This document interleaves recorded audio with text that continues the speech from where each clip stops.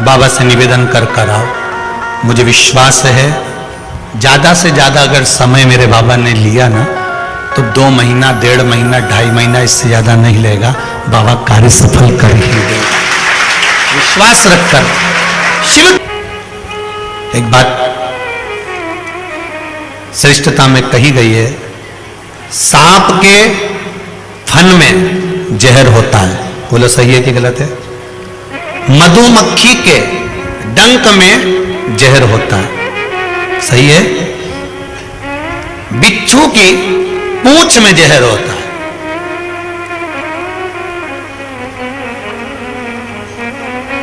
पर मनुष्य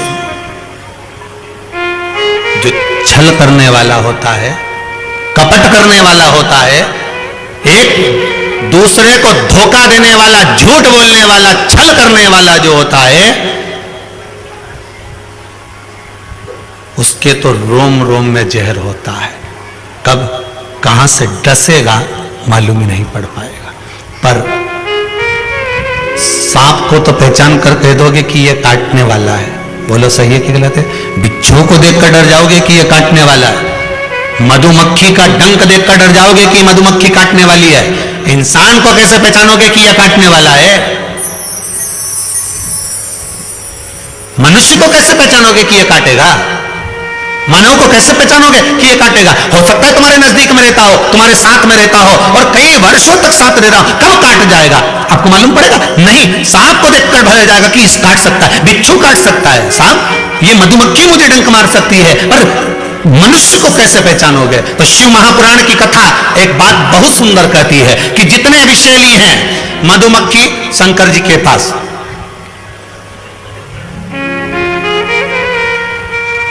शिव जी का नाम एक धूमवान है। क्या नाम है? धूमवान। माता पार्वती का नाम एक धूमावती, जिनके पास में मधुमक्खी ढेर, पूरे शरीर के आसपास में मधुमक्खी है, धूमावती के। शिव जी के गले में सर्प, वो भी विषैला, कानों में बिच्छू, वो भी विषैला। हम कैसे पहचानेंगे कि ये व्यक्ति विषैला है, ये हमको धोखा देगा, ये कपट करेगा, ये छल करेगा, ये झूठ बोलेगा, ये प्रपंच करेगा? कैसे पहचानेंगे? शिव महापुराण की कथा कहती है हमें पहचानना नहीं है। सांप डसेगा, ये उसका काम है। मधुमक्खी काटेगी, डंक मारेगी, ये उसका काम है। बिच्छू डंक मारेगा, ये उसका काम है। और मनुष्य हमको छलेगा, झूठ बोलेगा, कपट करेगा, हमारे साथ धोखा करेगा, ये उसका काम है। पर एक बात याद रखना, सांप का जहर उतारने वाले का नंबर अपने पास रख लो। काटेगा तुरंत उसके पास पहुंच जाना, फोन लगा के मैं आ रहा हूं, काट खाया।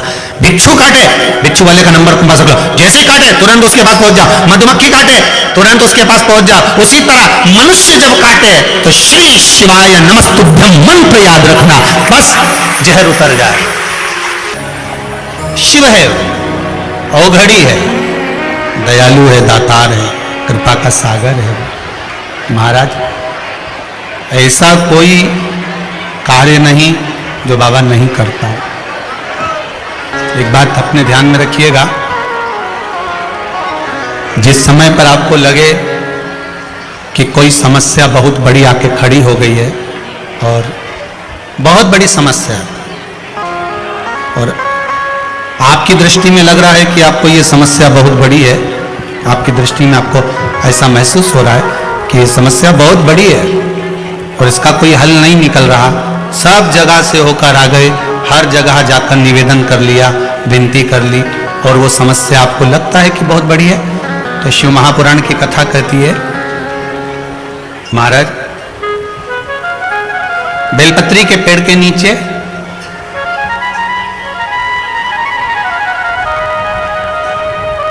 एक छोटा सा शिवलिंग का निर्माण करो। काय का निर्माण करना है?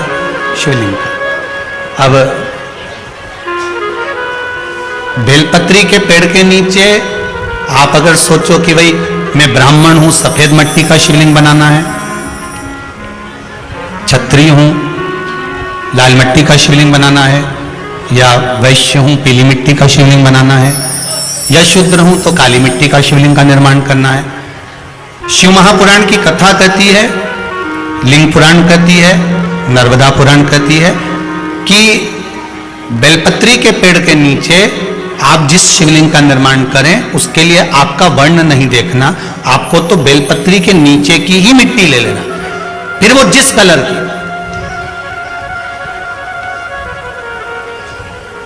हाँ, अगर आप घर में शिवलिंग का निर्माण कर रहे हो तो आपको वर्ण देखकर मिट्टी लेना है कि हम ब्राह्मण है तो सफेद मिट्टी का शिवलिंग बना ले, वैश्य है पीली मिट्टी का बना ले, क्षत्रिय है लाल मिट्टी का बना ले, शूद्र है तो काली मिट्टी का बना ले।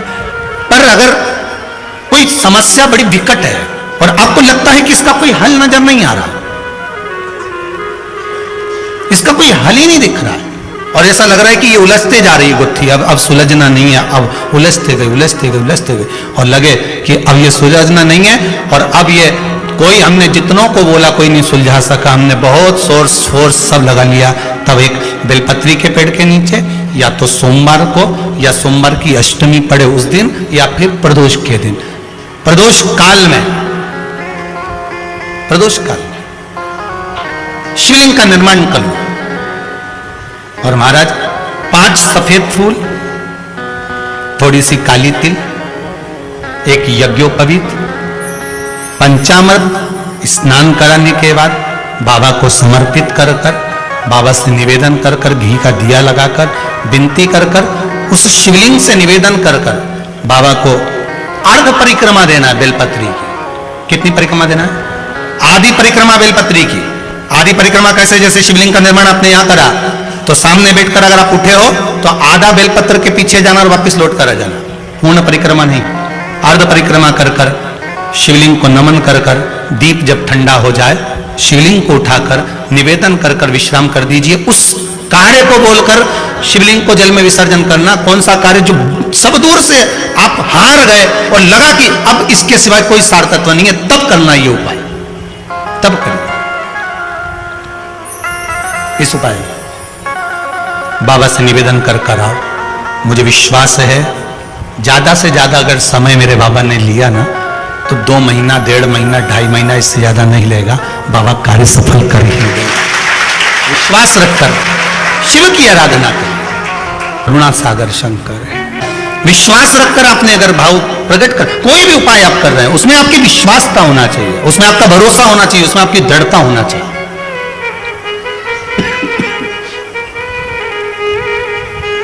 और यदि विश्वास प्रबल है, प्रेम जब अनंत हो गया, रोम रोम संत हो गया।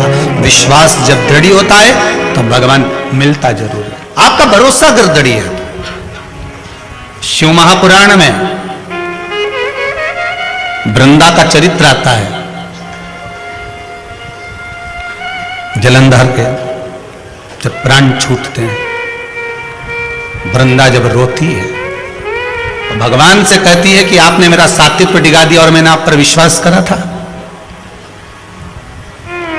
भगवान विष्णु ने कहा था कि वृंदा के पति को मारना है, तो शंकर भगवान कहते हैं शिव महापुराण में, मैं वृंदा के पति को नहीं मार सकता क्योंकि वो सात्वित्ववान है, उसकी सात्वित्वता की प्रखरता है।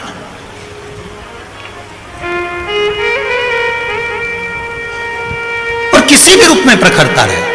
अगर आपकी दृढ़ता, आपका विश्वास अगर प्रबल है तो दुनिया में कौन बाल बक्का करेगा। एक माता जी की आदत थी, वो सुबह से उठती थी और जम जम के दरवाजा खोल के चिल्लाना चालू कर देती थी, जय हो भोलेनाथ, जय हो कुबेर भंडारी, जय हो महाकाल राजा, जय हो विश्वनाथ, बड़ी कृपा करी प्रभु आपने, बड़ी कृपा करी। खूब चिल्ला चिल्ला के बोले। आने वाले समय में वो एक माइक ले आई, ऐसा माइक ले आई और उसने अपने अपने मोहल्ले में 2-3 जगह ऐसे डब्बे रखे ना, इसमें के 2-3 रख दिए घर की छत पे और वहीं से चिल्लाए जम जम के। सुबह उठे और मुंह धोया नहीं धोया और बाहर आके चिल्ला। अब इसके कारण इसके पास में एक पड़ोसी रहता था, वो कभी भगवान को नहीं मानता था, इतना दुखी हो गया, इतना दुखी हो गया जिसके कारण परेशान हो गया। ये चिल्लाना चालू करे सुबह 5:30-6 बजे से। अब वो बेचारा बड़ा दुखी, बड़ा दुखी, किससे कहे। और वो झगड़ा करने आए तो ये लड़ने भी बैठ जाए। और लड़े कैसी? वो चिल्लाए, गालियां दे और ये चिल्लाए, वाह वाह प्रभु बड़ी कृपा करी। अब उसको और चिढ़ बैठे। बता भगवान। पड़ोसी बड़ा परेशान, कभी भगवान को मानता नहीं था, अगरबत्ती नहीं लगाए, धूप बत्ती नहीं लगाए, कभी दिया नहीं लगाया, कभी भगवान के धोख नहीं लगाया, बड़ा परेशान। अब एक दिन सवेरे सवेरे इसने माइक उठाया और चिल्ला के बोली शिवरात्रि के दिन, भोलेनाथ हर हर महादेव, जय महाकाल राजा, जय विश्वनाथ, बड़ी कृपा करी प्रभु, बड़ी कृपा करी, पर आज घर में खाने का कुछ नहीं है, मैं जा रही मंदिर, भोजन भेज देना भोलेनाथ। ये चली गई। इसके पड़ोसी ने सोचा आज इसको मजा चखाता हूं सही तरह से। वो बाजार गया, आटा चावल दाल शक्कर घी नून मिर्ची सब ले आया, इसके आंगन में इसके दरवाजे पर रख दिया।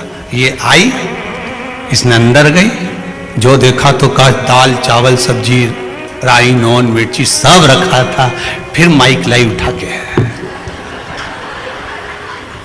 फिर लाई, फिर चिल्लाने लगी, हर हर महादेव, महादेव महादेव, जय हो मेरे महाकाल राजा, जय हो मेरे काशी विश्वनाथ, जय हो मेरे कुबेर भंडारी, बड़ी कृपा कर दी, खाने का सामान भेज दिया, बड़ी कृपा करी।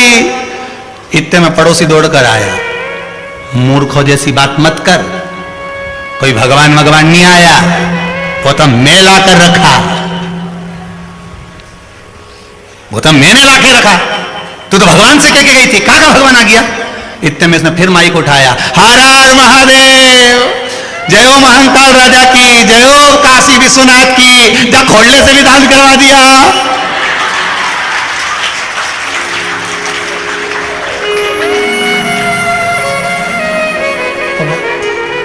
चुप, गजब, ये कभी महादेव के नहीं माने, इसे आटा चावल दिलवा दिया, बड़ी गजब कृपा कर, बड़ी गजब। उसने कहा तेरा भगवान आया था देने, मैंने रखा, मेरा जय जयकार कर। उसने कहा मैंने तो महादेव से कहा था, महादेव ने तुझे कहा, तूने लाके रखा, सब महादेव ही तो कर रहे हैं, हम तो केवल निमित्त मात्र। नहीं तो तेरे जैसा रोज सुबह उठ के गाली बके, अब शब्द बोले, ताने दे, आज आटा चावल दे और तूने दिया।